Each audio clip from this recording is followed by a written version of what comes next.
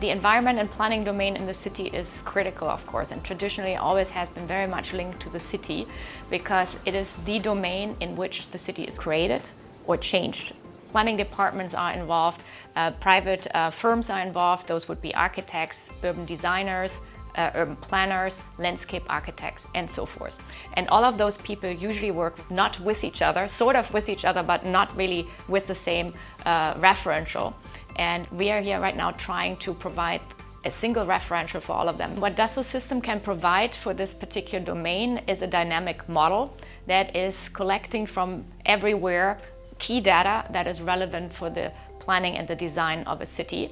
And more importantly is that this single source of reference becomes available through a platform to all of those players that are relevant for the planning of the city. Let's assume hot, steamy climate for a moment. A group of planners, urban designers and architects come together and they got a puzzle. The puzzle is you have no space really to plan anything on. You have to understand 100% all of the implications while you're planning, and most importantly, you have to plan a beautiful environment to work and live in for the citizens.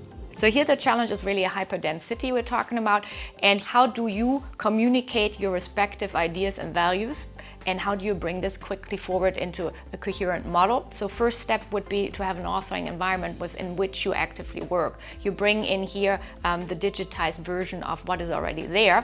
Then upon that, you understand all what is relevant for you to do planning, so you know the limit. So and then the next step is, of course, to load in the analytic tools, but most importantly simulation, because simulation will enable you here, for example, to see, can I get a passive cooling condition by just testing out how much wind goes in which direction over the course of the year, and so on and so on. So until you reach a limit and a consensus with everybody planning, saying, okay, this is the best we can do at this point, and you go into the next stage, which is the realization stage of this. To summarize, it's on one hand a collaborative environment for all of the players that make actively a city, and on the other hand, it's enabling all of them to jointly create visions for the future of the city and test them, and that's very important.